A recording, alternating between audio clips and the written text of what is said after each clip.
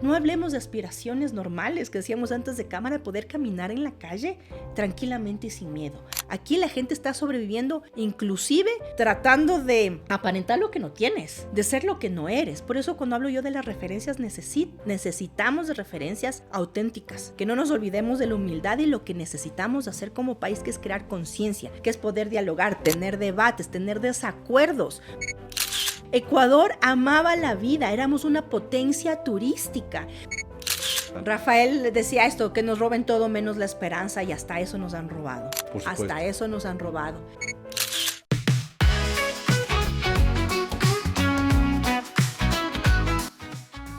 Amigos, estamos ahora en modo TIT y estamos en Kik.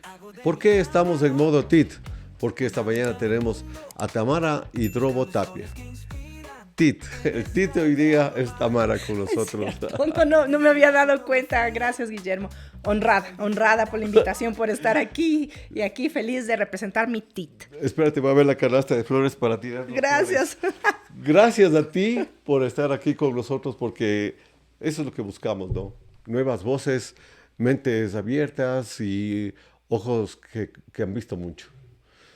¿Y por qué te digo esto, ojos que han visto mucho? Porque me gustaría iniciar preguntándote cómo ves al Ecuador. Gracias, Guillermo. Primero, por la invitación.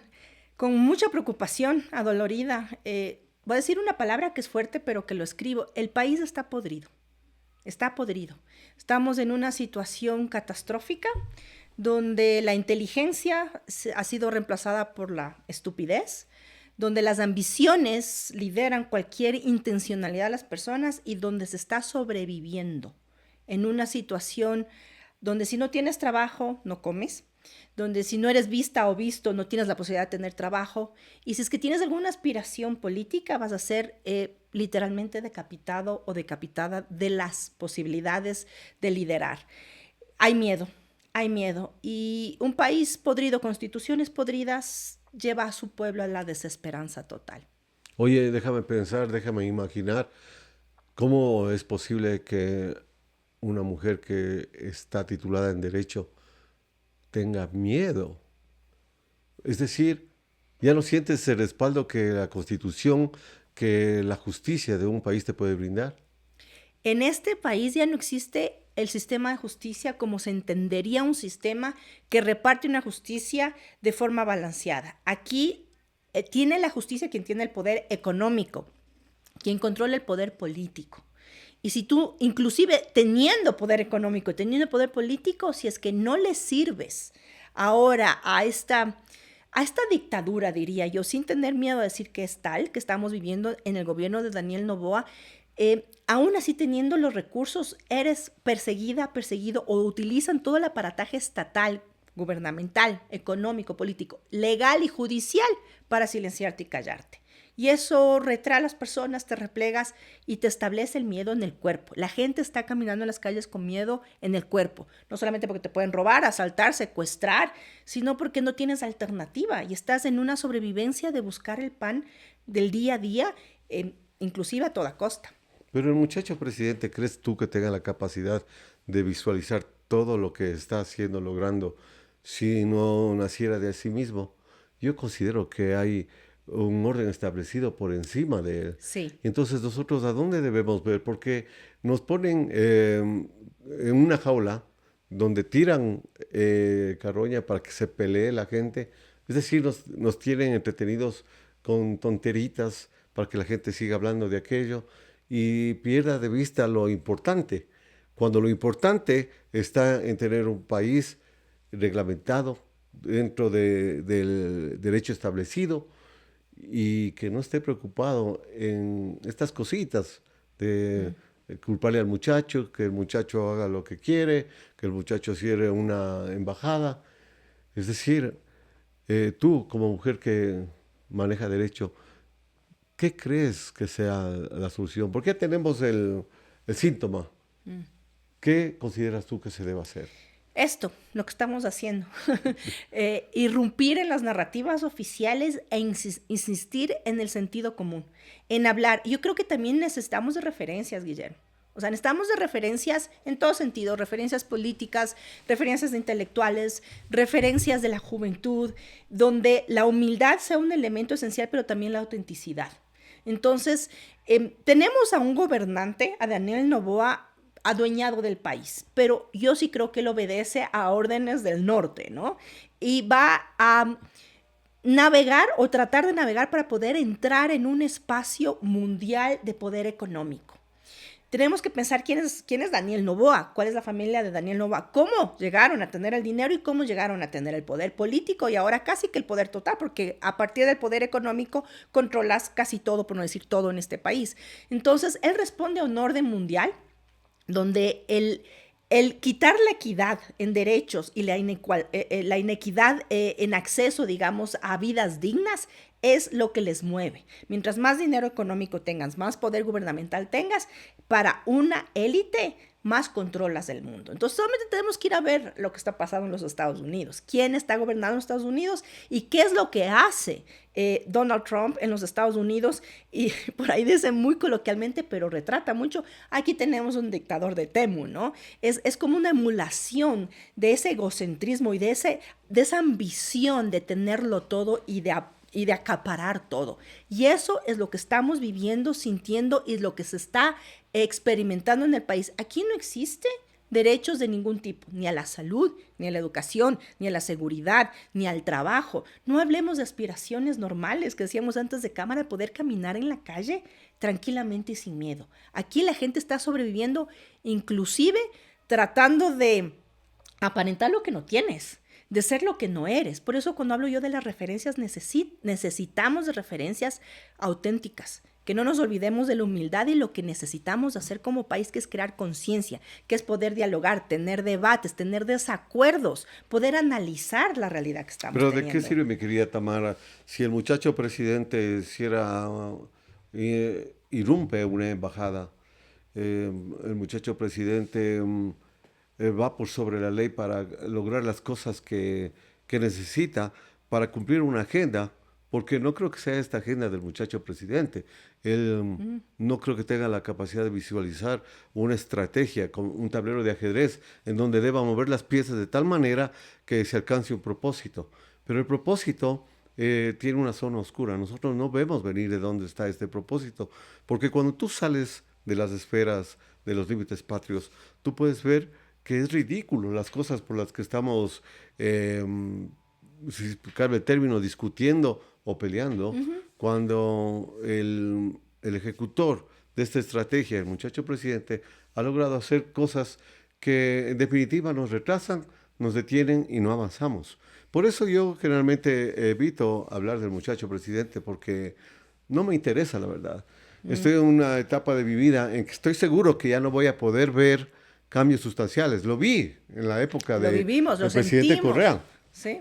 Claro, y no me importa decirlo con todas las vocales. Lo vivimos, lo sentimos, lo palpamos y lo pudimos mostrar al mundo. Digámoslo, gozar. También lo gozamos, porque era un orgullo ser. Y le pudimos presumir, sí. Porque no era lo mismo que salga el presidente Correa con su camisa bordada a cruzar una alfombra roja con escoltas verdaderos.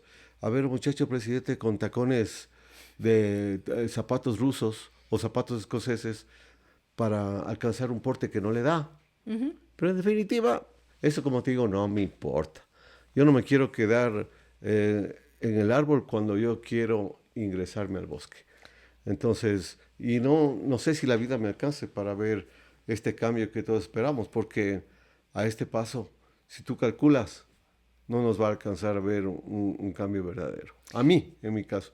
Sí, sí, porque Rafael Correa nacen una vez cada 100 años, ¿no? O sea, sí. Antes de Rafael Correa tuvimos una transformación que se sintió en el país, que fue Eloy Alfaro. Y no es por minimizar a Eloy Alfaro, por engrandecer a Rafael Correa, pero la certeza es que las presidencias, la ejecución del poder político que tuvo Eloy Alfaro y que tuvo Rafael Correa les permitió transformar estructuras en este país. Y esas transformaciones de estructuras era luchar contra la inequidad y era obviamente tomar toda la oligarquía, hacerle responder en manera justa y equitativa a los derechos y a las necesidades de este país. Y eso es lo que no le perdonaron a Eloy Alfaro, recordemos. O sea, fue arrastrado. Y es lo que no les perdonan a Rafael Correa. No lo están arrastrando físicamente, pero lo están persiguiendo. Por eso te digo, no nos alcanza el tiempo. A Eloy Alfaro le arrastraron para 100 años más tarde decir el hombre más importante del Ecuador. ¿Por quienes lo mataron? Ellos mismos se encargaron de reconocer que era el hombre más valioso que ha tenido en esa época Eloy Alfaro. Y siendo ellos quienes procuraron y promovieron lo que sucedió con él. Ahora no nos alcanzará a ver que la historia reconozca. Exacto, quizás a ti y a mí no nos alcanzará, pero esto queda para la posteridad, pero para tus nietas, tus nietos, mis nietas, va a ser un hombre histórico. Estamos haciendo historia. Yo digo, a veces la gente no se da cuenta de quién es Rafael Correa, lo que significó y lo que significa actualmente en este país, porque por más que esté fuera del país, Rafael Correa se lanza un trino en X de 3 palabras y es capaz de movilizar y desacomodar la política, las finanzas, la economía y los medios en este país. Entonces, ese poder solamente se refiere a la capacidad transformadora que él tuvo. Y que él tuvo no solamente en la ejecución de su gobierno, sino en esta transformación intelectual, en esta transformación, no sé si cultural, pero sí en un estado anímico y de alma y de identidad. Entonces, muchas veces, yo el otro día estaba pensando, muchas veces podemos sentir, todo está destruido, todo está acabado, no tenemos solución. Con Rafael Correa fuera del país, no va a haber una alternativa política que nos permita retomar las riendas del desarrollo, de la lucha contra la inequidad, de las violencias, pero yo creo que no nos estamos dando cuenta que se quedó sembrado en las personas esto, la dignidad, lo que significa recibir servicios públicos de calidad y de forma humana, el registro civil, el acceso a la salud, la educación pública, la infraestructura, todas estas cosas que vivimos, sentimos, la identidad de ser ecuatoriana y la equidad, y la identidad del orgullo de posicionarnos como uno de los países más seguros del mundo. Ecuador amaba la vida, éramos una potencia turística. O sea, todo lo que vivimos parece que no nos damos cuenta porque, claro, se acabó y el odio, todo lo que ha pasado, las traiciones, pero yo creo que el tiempo le va a dar la razón a Rafael Correa, nos va a dar la razón a nosotras y a nosotros que hemos estado siendo críticas y críticos, porque yo he sido muy crítica también, porque no es perfecto y hay que ser críticos frente al poder, pero también no podemos no reconocer el impacto de esta transformación estructural. Entonces, cuando tú transformas estructuralmente las cosas, también siembras ideas y también siembras conceptos. Entonces, la lucha nuestra ahora es esto. Es seguir debatiendo los conceptos, las definiciones, el debate público. Yo cuando hablo de aldeas mentales es de eso, salgamos de esa aldea mental y démonos cuenta de lo que estamos viviendo.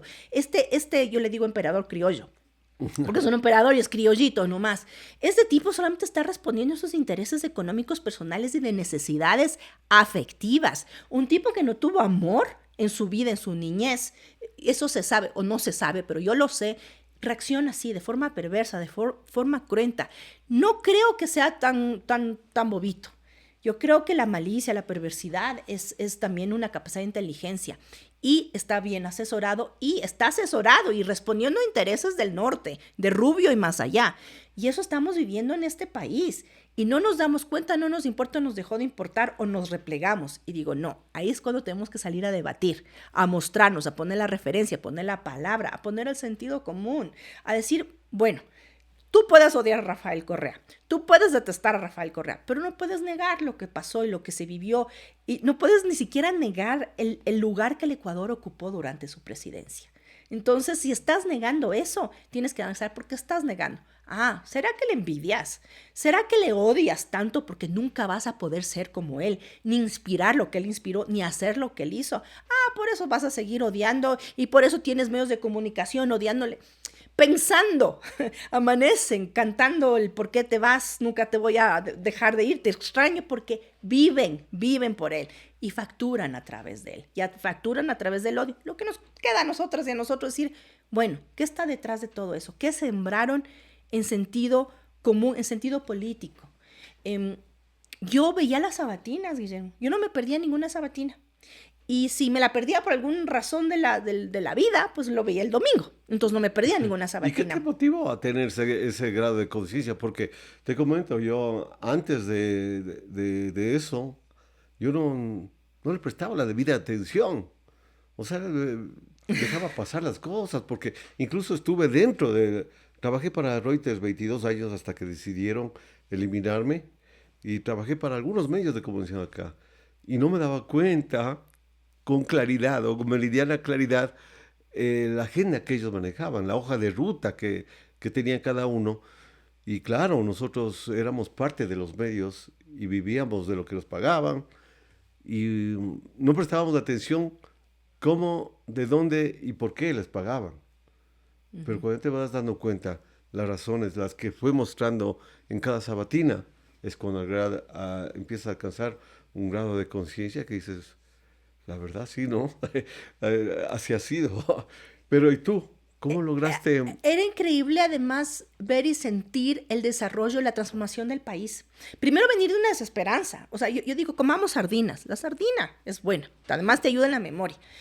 Del proceso de destrucción que tuvimos, de la caída de presidentes, 10 presidentes en 5 años, ya ni me acuerdo. O sea, toda esa movilización que tuvimos, el feriado bancario. A ver, yo viajaba, a mí no me lo contaron, yo viajaba en esos aviones donde las ecuatorianas de los ecuatorianos salían de su país dejando a sus hijas, a sus hijos, a su familia, con una maleta, tratando El de... éxodo de los El 98. éxodo, por supuesto, donde todavía no necesitábamos visa para los estados Schengen, porque éramos un país que no exportaba, digamos, el interés migratorio. No había una exportación del interés migratorio, salir del país para buscar mejor vida, sino que se viajaba por turismo. Y se impuso esa visa justamente por la marea de millones, creo que calcularon que fueron más de 2 millones de personas que salieron. Pero te das cuenta que hay un orden establecido por encima de todos, porque primero fue Ecuador, después fue Venezuela, y la emigración se ha venido dando. En un momento también Argentina. Tuvimos Colombia por el conflicto que tuvieron. Bueno, entonces primero, me acuerdo yo de Rafael Correa como ministro, y yo, todo lo que era parte de Lucio Gutiérrez, inclusive en ese entonces el presidente Alfredo Palacio, era lo mismo. Pero me llamó la atención y vino el proceso electoral, y yo me acuerdo que iba a votar por el representante indígena. No me acuerdo quién era en ese entonces, pero yo dije, pucha, no les voy a dar el voto ni a la derecha ni a nada, porque siempre he sido una mujer de izquierda, progresismo, ya más feminista. Y me acuerdo que mi hermano me dijo, mira este candidato. Y yo, ay, otro más que va a querer el poder. Me dijo, solamente escucha esta entrevista. Una entrevista me bastó a mí para decir, ¿quién es este hombre? Porque la forma de presentar las ideas, de estructurar las ideas y de al mismo tiempo poner la identidad ecuatoriana fue una cosa que me atrapó inmediatamente. Y en la segunda entrevista, y a la tercera y a la cuarta, y seguí todo el proceso y dije, o sea, ¿quién es él? This is it. This is it. Y yo le di mi voto a Rafael Correa y a la Revolución Ciudadana, lo digo abiertamente todo el tiempo. Inclusive muchas veces aceptando que el darle mi voto al proceso que se estaba dando de transformación en este país significaba dejar de lado mis luchas feministas, por ejemplo, porque tienes que mirar no el interés individual, sino el proceso colectivo del país. Y claro, ya de presidente, resultaba que venía al país y podía sacar la cédula en 25 minutos en la mejor atención que la que recibes en países europeos, que además tenías una infraestructura de carreteras absolutamente maravillosas de primer orden, que además empezabas a escuchar cómo las personas empezaban a acceder a operaciones a través del servicio público. Una cosa que además experimenté y ahorita todavía estoy evaluando es las misiones que el Ecuador envió a otros países de forma solidaria a Haití, a Chile después de los terremotos. O sea, éramos un país que mandaba misiones de ayuda solidaria porque teníamos la capacidad, o nos creíamos que teníamos la capacidad, o sabíamos que teníamos la capacidad de sacar adelante a nuestro país y obviamente ser solidarias y solidarios. Fuimos el país que marcó la presencia de las mujeres en política, con la mayoría de asambleístas, mujeres y un trío de mujeres liderando la Asamblea Nacional, más allá de mis distancias ahora con ellas, pero hazme el bendito favor intelectual de comprender lo que estábamos viviendo. Y claro, Rafael Correa se dedicaba los sábados a contarnos lo que pasaba, a explicarnos lo que estaba haciendo y a educarnos muchas veces en cuestiones económicas que eran tan ajenas a la ciudadanía en común, que lo único que nos importaba era eso, que nos den derechos, que haya seguridad, que haya trabajo. Pero ¿por qué había trabajo? ¿Por qué había seguridad? ¿Por qué los hospitales estaban siendo construidos o repotenciados? ¿Por qué la educación era imperante e importante? Yo siempre digo, si nos hubiésemos mantenido en esa vía de desarrollo, de fortalecimiento estructural de las instituciones, yo estaría ahorita debatiendo con Rafael Correa las luchas de mis derechos que se dan después de que tienes los derechos básicos cubiertos, ¿no? Y estábamos en esa vía y pasó lo que pasó. Entonces, el entender políticamente el concepto de lo que se llamaba socialismo del siglo XXI en ese entonces, o lo que está detrás de las luchas sociales, por la equidad social, por la equidad de género en mi caso, es también un alimento que tú vas y tienes la referencia, la persona que te explica, que te educa, que te contradice, que te cuestiona, que además fue capaz de enfrentarse a los poderes fácticos de este país. Actualmente también. Y todavía lo hace, siendo perseguido. Él, su familia. El día de hoy vi un trino de Luis Eduardo Vivanco, que sabemos todo el confrontamiento que tuvo con Rafael Correa y además el hostigamiento que fueron a hacerlo allá a su casa, a Bélgica. A la casa de su yerno. A la casa de su familia. Luis Eduardo Vivanco, tú te lanzaste un trino el día de hoy que decía, la política puede ser algo así como salvaje, pero nunca con la familia. Y mi pregunta es, tampoco con la familia de Mashi, ¿no? Del Rafael Correa. O la familia de Rafael Correa no sirve, porque la esposa, las dos hijas y el hijo están dentro de la lista de los Estados Unidos de no poder acceder a entrar a ese país por... Bueno, no es tan necesario tampoco. Pero ¿por qué? O sea, eso es meterse con la familia. Entonces, la familia de todos menos no cuenta la de Rafael Correa, con la que se metieron, se han metido y han rebuscado y han criticado cuestiones, se han inventado cosas. Entonces, en este país necesitamos consistencia y coherencia. Entonces, con la familia de nadie, ¿Pero a quién apuntamos? Porque ya nosotros, como te decía, seguimos en este esfuerzo. Yo no uso la palabra lucha porque no tenemos por qué luchar, sino tenemos que esforzarnos por lograr un cambio básico en la mentalidad de los jóvenes, en aquellos que no están convencidos de lo que es razonable, de lo que es justo. Uh-huh. Porque no pedimos nada, no pedimos que caudillismo, no queremos seguirlo por seguir su nombre, sino por seguir las cosas que ya mostró que se pueden hacer cuando se tiene un poder para decidir sobre el beneficio comunal, no personal. Y capacidad de entender qué significa eso, qué significa tener el poder. Y el poder solamente puedes tenerlo primero con el reconocimiento y la humildad de lo que no sabes, de lo que te tienes que preparar. Y aquí en este país los egos sobran y la incapacidad es directamente proporcional a los egos. La incapacidad es directamente proporcional a los egos. O sea, están ahí las personas que no tienen ni la capacidad, ni el entendimiento, ni siquiera la humildad para decir, mira, estos son mis límites, o me tengo que preparar en esto, o tengo que leer esto, o yo no voy a aceptar un puesto, un cargo para el cual no estoy preparada ni preparado. Pero claro, el ego, los protagonismos. Ahí tuvimos una ministra del emperador criollo que pana por el Instagram le hizo ministra. O sea, y no analizamos la preparación, lo que significa entrar en la vida política. Y creo yo que a la juventud actual, a la población actual, repito y reitero, y porque me he dado cuenta, necesitamos mostrarnos como referencias. Entonces, cuando yo digo, yo soy esto, yo pienso así, yo creo esto, estas son, yo sí digo mis luchas, estas sí son mis propuestas, estas son mis ideas, estas son mis posturas y además estas son mis incoherencias o mis equivocaciones, porque además algo que se le juzga mucho a Rafael y yo creo que es súper injusto es que aparte del caudillismo quieren que sea perfecto. O sea, él no puede equivocarse, él no puede tener exabruptos, él no puede tener un mal momento, él no puede lanzarse un trino porque se dio la vuelta y contestó lo que le salió, porque todo le juzgan. Y hay terremoto mediático cada vez que Rafael menciona, dice, y hay interpretaciones de absolutamente todos los medios, desde la oposición hasta los de ahí están pendientes. Y no entendemos que está detrás de ese personaje, que es preparación, que es humildad, que es capacidad intelectual.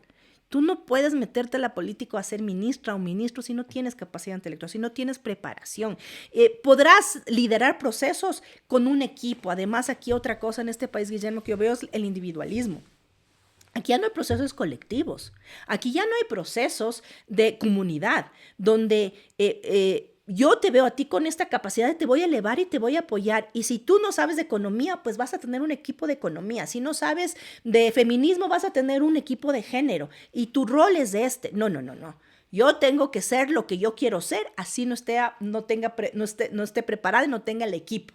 Pero soy yo. Y el protagonismo. Y además, en el caso de las mujeres, que yo soy muy crítica, yo me tengo que transformar físicamente para entrar en el estándar político, porque si es que no entro en eso, no soy.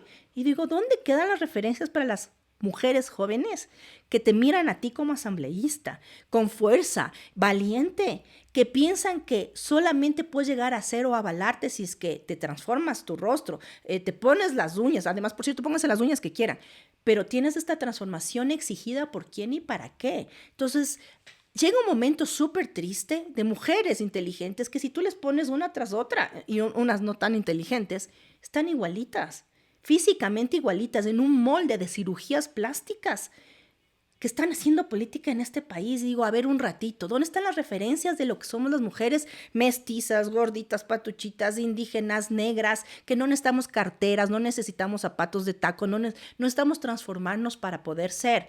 A Rafael Correa no se le exigía lo que a las mujeres se les exige. Entonces, seamos un poquito consistentes y coherentes. ¿Quiénes somos? ¿De dónde venimos? ¿A dónde queremos ir? Pero si yo quiero el protagonismo, tener las cámaras, las luces detrás de mí para poder ser ministra de Economía, sin saber nada de economía, estoy perdida. Además, sonrío, le mando el mensaje al emperador criollo, me hace ministra de Economía. ¿Te das cuenta del desastre en el que estamos? Por eso digo que estamos en una sociedad podrida, carente de referentes. Y creo que es necesario que empecemos a aceptar las cosas en las que estamos en desacuerdo. Yo siempre digo acordar, desacordar para poder avanzar, ¿sí? Y ahora también tener unas líneas claras de lo que es el consenso, de lo que es la unión y lo que necesita este país. Que estoy cansada de la polarización, que el anticorreísmo y el correísmo, Yo digo, sí, cierto. Después digo, a ver un ratito. ¿Cómo fue que llegamos a esto? ¿Fue culpa del correísmo? No. Lo que hicieron ellos fue hacer poder y hacer su trabajo. Y además, lo dejaron. Rafael Correa, mucha gente se retiró después de ese periodo. ¿Culpa de quién es? No es de Rafael Correa, todo es culpa de Rafael Correa, no es culpa de Rafael Correa, ¿sí? Y si no nos damos cuenta de eso, si no nos damos cuenta, por ejemplo, que la destrucción actual de este país, las consecuencias del sistema de justicia podrida, viene del trujillato, pues, ¿sí? ¿Quién puso a Trujillo? Lenín Moreno. ¿Quién es Lenín Moreno? Una basofia traidora, no tengo, discúlpenme, otro adjetivo para un tipo como él, que además regresa al país, seguramente con chanchullo. Y así tenemos como un desglose de lo que ha pasado. Entonces me hablan de unidad y digo, ya, bacán, hablemos de unidad. Tenemos que hablar de unidad con la gente que apoyó el trujillato, que fue parte del trujillato y que se aseguró que se destruya la institucionalidad de este país con tal de perseguir a Rafael Correa. Ahora sí que ellos están viviendo la persecución de Daniel Noboa, la persecución fascista, de miedo. Ahora sí quieren hablar de la unidad y se olvidan que tienen a Jorge Glass torturado. Jorge Glass, Espinel, está siendo torturado bajo el gobierno de Daniel Noboa así. Hay que decir las cosas claritas. Entonces, si tú no haces una referencia de lo que pasó, un acto de memoria, un acto de posicionamiento político frente a esas cosas, estamos aquí jugando a quién tiene más likes y quién es más bravucón, pues. No, hay que tener consistencia política. Yo creo que en eso el debate, el posicionarse, el decir esto soy, esto creo, es necesario. Puedo no estar de acuerdo contigo, pero podemos acordar, desacordar y avancemos en lo que sí estamos de acuerdo.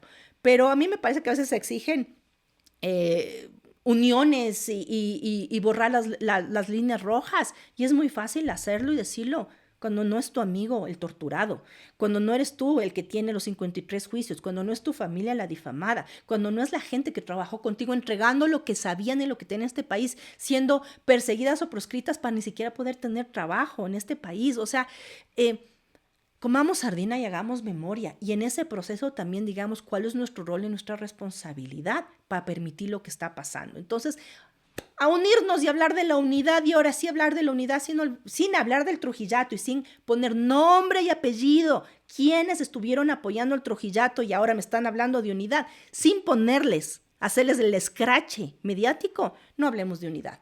Entonces, si tú tienes ese proceso de decir, a ver, me equivoqué, lo del Trujillato fue realmente espantoso, o sea, hacer un mea culpa, además, a Rafael Correa le exigen que pida disculpas de sus errores, que de hecho lo ha hecho muchas veces. Pero los que le exigen eso, Ha hecho mea culpas. claro, especialmente el error más grande que cometió, habernos dejado la basofia que tú dices. Pero hay que saber Y ha cómo... pedido perdón. Ha pedido perdón, pero además, ¿fue responsabilidad de Rafael Correa o él manejaba un acuerdo conjunto con el equipo que tenían, con, ¿cómo se llama? Con lo que lideraban en ese entonces Alianza País, con el Buró de Alianza País. Entonces... fue un error, ya. Ya, fue un error, pero ¿el error de quién? Todo es culpa de Rafael Correa. ¿O me vas a decir que Rafael Correa apoyó un proceso de toma de decisión colectiva que le tocaba tomar? No. ¿Ya? Entonces, si haces un mea culpa y reflexionas en tus errores, porque otra vez, eres humano, tenemos el derecho humano a ser imperfectas e imperfectos, y la capacidad intelectual y la humildad necesaria para reconocer esos defectos y esos errores, decir, me equivoqué. Porque equivocarse es de humanas y de humanos. Te equivocas, avanzas, pero reconozcamos esos errores, reconozcamos que nos hemos equivocado, reconozcamos que podemos, debemos y vamos a volver a equivocarnos, pero tenemos que mirar la intencionalidad de ese error. Porque la intencionalidad de Rafael Correa de apoyar a Lenín Moreno no fue porque era un traicionero, una fasofia, un inútil, un vago, no sé qué. Era una intencionalidad de un proceso. Continuidad. Una continuidad. ¿Quién es el traicionero? ¿Rafael Correa o Lenín Moreno? Lenín Moreno. Entonces, no, en este país también existe una cosa, un fenómeno súper interesante que es la incapacidad de aceptar los errores y la incapacidad de decir, esto soy. Y la incapacidad de decir, esto hice. Y la incapacidad de decir, esto voy a hacer para enmendar lo que hice o lo que me equivoqué. No. Yo soy perfecta y después de mí, yo decía ahora Diego Armando Maradona y después Rafael Correa. O sea, ¿de qué hablamos? Hablamos de ese cambio que es necesario y de lo que se necesita hacer para que se pueda visibilizar una esperanza.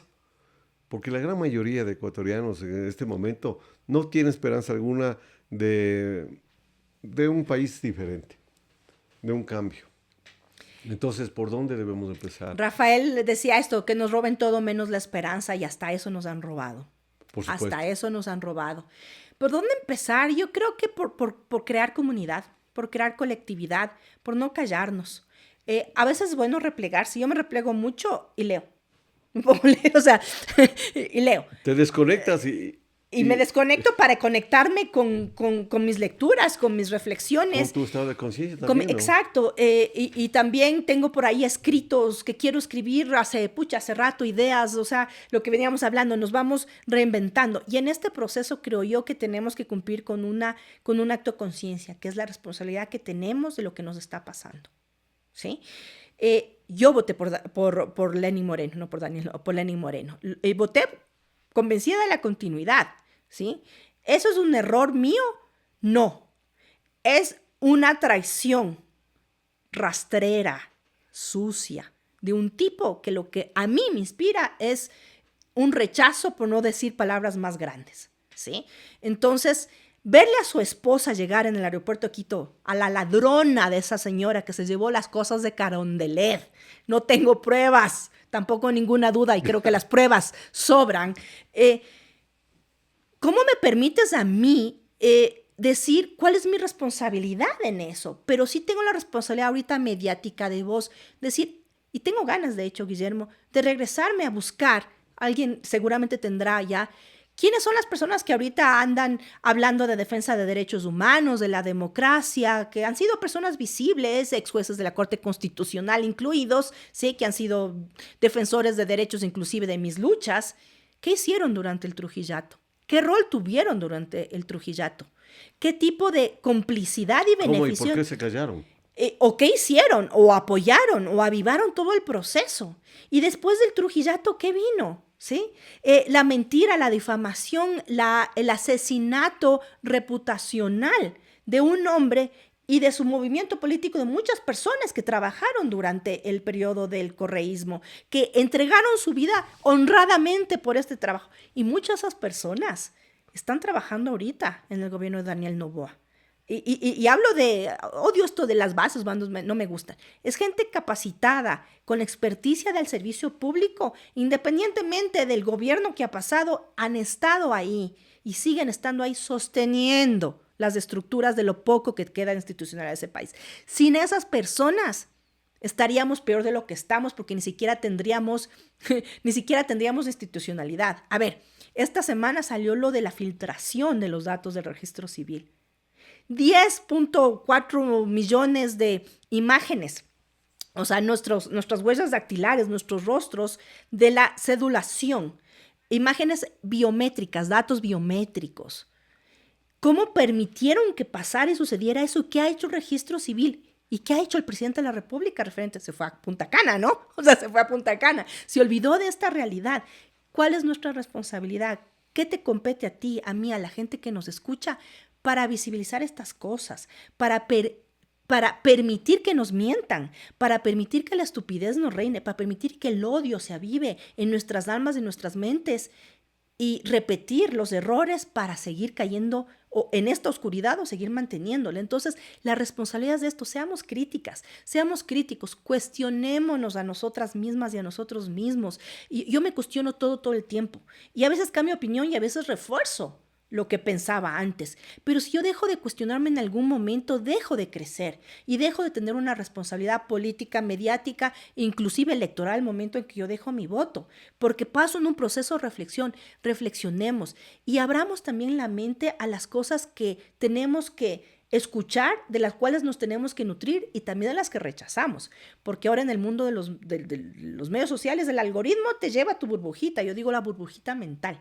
Vives en esa burbuja mental de la que no sales. Hay que salir. Entonces, por más que a mí no me guste, y yo rechazo muchas veces porque literalmente me enfermo fisiológicamente ver a este emperador criollo y a los inútiles de ministras y ministros que tienen. Hay que escucharles, hay que seguirles, porque eso a mí me alimenta la posibilidad de rebatir la idiotez, la estupidez que nos gobierna. Porque si dejo de escuchar y solamente hablo contigo y nos ponemos de acuerdo solamente, no hacemos nada. Entonces tenemos que entrar al debate, tenemos que visibilizar la incompetencia, la ineptitud, otra vez la idiotez que reina en este país, que hace y que permite que nos gobierne, que nos está gobernando y que suceda lo que sucede. Se fue a Punta Cana y no pasó nada. Pero te digo, ¿qué posibilidades hay de que te salgas de este juego en el que está impuesto lo que yo sostengo, ¿no? Este juego al que nos invitan, nos imponen, está impuesto por el status quo. Pero ¿qué impide que tú te salgas y que digas, yo, Tamara, me preparé para esto?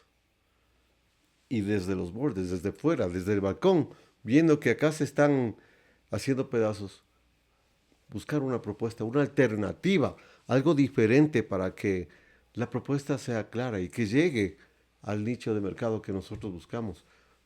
Juventud, gente que progresista, gente que está pensando en un cambio. ¿No has pensado en eso? ¿Qué puede hacer Tamara, que es abogada en derecho? Bueno, soy psicóloga. Psicóloga también, y defensora de derechos, feminista y todo lo demás. ¿Qué puedes hacer tú para decir, dejemos este jueguito en el que nos invitan y estamos todos ahí, girando cada momento, pero no se visualiza una propuesta clara que sea atractiva para nuevos pensamientos, para nuevas conciencias? Yo creo que estoy haciendo lo que tengo, que es esto, ¿no? primero exponerme, exponerme Claro. y estar ahí, entrar en el debate. Lo que nos limita, creo yo, es muchas veces la comodidad del individualismo. Y otra cosa, Guillermo, la pandemia nos dejó individualísticamente formateados y formateadas. Cuando digo individualísticamente es que nos forzaron a pensar solamente en ti y a cerrarte. Nos quitaron algo tan humano que es el beso y el abrazo, el reunirnos, el apapacharnos, el sentarnos en cualquier espacio, Congregarnos. pero en la comunidad. Y pensar en que si yo estoy bien y yo tengo comida y tengo todos los rollos de papel higiénico del supermercado, yo estoy bien. Y no pensar en el resto. Y en el evitar el beso, el abrazo, el acercamiento, porque era el exponerte. Y eso mentalmente nos dejó seteados en esta individualidad. Entonces, si yo estoy bien y yo tengo comida, no me importa si las personas en Imbabura tienen comida. No me importa lo que está pasando con la familia de los 4 de las Malvinas en Guayaquil, porque yo estoy bien, ¿sí? Y eso tenemos que cambiar. Si yo estoy bien no significa que todos y todas están bien. Significa que si yo estoy bien tengo la fuerza, la responsabilidad de luchar, de pelear, de disputar, de trabajar para que todas y todos estemos bien. Entonces, ese clic mental es como esencial. Entonces, ¿cuál es mi responsabilidad ahorita, creo yo? Y nuestra responsabilidad es exponernos. Es exponer el debate, es salir a los medios a debatir, a tener estas propuestas de estos espacios, de estas conversaciones, sí, exponerte y en el exponerte plantear tus ideas, plantear tus puntos de vista. Y tú vas a decir, no estoy de acuerdo, tal vez no estoy de acuerdo, no me parece, pero es mi punto de vista, debatamos. Y que este debate salga al público y se vea. Entonces, si yo cuestiono a una mujer inteligente, capaz como Mónica Luzárraga, a la que quiero cuestionarle y debatirle, no es porque la odio, me cae mal o por lo que siempre dicen, le tengo envidia. No, es porque el debate de ideas entre ella y yo como mujeres va a alimentar a otras mujeres. Yo no tengo que estar en perfecto acuerdo con las posturas de Rafael Correa. Debatirlas creo que es necesario, respaldarlas también, pero salir afuera a poner esta herramienta de las ideas creo que es lo que necesitamos ahora. O sea, y las referencias. En las referencias digo y repito, la humildad y la autenticidad. ¿Quiénes somos? O sea, yo a veces digo, ¿por qué nos molesta tanto transformarnos y cambiarnos a las mujeres, ¿no? Entonces, yo digo, tengo estas arrugas significan que he pensado mucho, que me ha dado muchas iras, que esta soy yo no tengo necesidad de cambiar. Y esto, así luce una mujer nacida en Quito, 100% quiteña, de madre y padre quiteños, así luce. O sea, yo no tengo por qué aparentar algo que no soy y mostrarme como soy. Y soy migrante, Y me y llama soy la atención feminista. esa parte. Eres migrante y dices que hay que romper el individualismo. Estando tú fuera, ¿por qué te duele el Ecuador? ¿Por qué te rasga la piel? Porque amo este país, porque este país me parió. Este país me parió y porque me parecería muy cómodo y muy individualista vivir en mi mundo tranquilo y perfecto donde yo, porque siempre digo, la que camina conmigo no soy yo, son las mujeres de aquí, la que está expuesta a violencias inimaginables no soy yo, son las personas de aquí. La que sí tiene derechos laborales soy yo, no las personas que viven aquí. Entonces, a mí me parece que es un acto de responsabilidad, de retribución, Regresar a ver. regresar y hacer algo, hacer algo. Entonces, yo no puedo ser presidenta de la República, no tengo el poder político para transformarlo como yo quisiera, pero entonces, ¿qué tengo? Yo siempre digo, mis herramientas son mi voz, es de esto y es de esto. Y mientras las pueda usar y tenga espacios para usarlos en mis medios sociales, las redes sociales, en las invitaciones que me hacen, ahí estoy, exponiéndome, opinando, diciendo, debatiendo, contradiciendo, aprendiendo, cuestionándome y diciéndoles a las personas que nos escuchan, a las mujeres que nos escuchan, a Valentina que una vez me dijo con sollozos que digo las cosas que ella quisiera decir, aquí estoy, aquí estoy. Y si yo estoy haciendo esto, ustedes también pueden hacerlo. Vamos a jugar a una dinámica. Yo he estado en varios discursos que el presidente Correa ha dado, cuando hay así público, pueblo al frente. Imaginémonos que tú tienes la posibilidad de dar un discurso al pueblo. Tienes 3 minutos para dar un discurso a toda esa gente que está viviendo este momento político y que necesita que se le levante la autoestima, que necesita que se le haga ver lo que está sucediendo y que llegue a transmitir este mensaje a los que más puedas, para convencer a los no convencidos. Adelante, el micrófono es tuyo. Ahí están mi cámara, mi pueblo y los 3 minutos. Miren a su alrededor. ¿Qué tienen a su alrededor? Si yo estoy en Quito, a mi alrededor tengo montañas, tengo árboles, tengo un cielo azul resplandeciente que no existe en otro lugar del mundo. Yo he estado en otros lugares del mundo. El cielo azul de Quito es único. Si están en la costa, miren a su alrededor, miren el mar, sientan las olas, la brisa del mar, sientan también cómo las montañas alrededor del mar las cubren, les protegen. Si están en la Amazonía, miren a su alrededor, miren abajo al suelo. ¿Qué hay en el suelo? Tenemos insectos, tenemos aves, tenemos flora, tenemos fauna, tenemos oxígeno. Nuestros pulmones, citando la canción de Calle 13, respiran, pero el azul clarito de este país. Somos un país hermoso, privilegiado. Lo tenemos todo, absolutamente todo. Somos un país envidiable en recursos naturales, en paisajes. Tenemos las Islas Galápagos. Tenemos todo y nos falta tanto. Y cuando nos falta tanto, tenemos que mirar adentro de nosotras y de nosotros y decir qué nos está faltando. Nos falta amor propio, nos falta dignidad y nos falta aceptar el regalo, si ustedes creen en Dios, el regalo majestuoso de haber nacido en esta patria. En este Ecuador amazónico, en este Ecuador de Andes hermosos, en este Ecuador de costas maravillosas. Es un regalo prodigioso. ¿Por qué tenemos que sentirnos menos? ¿Por qué tenemos que creer que nos traten mal, que no tengamos trabajo, que no tengamos alimento en un país tan rico en recursos naturales? Es algo normal.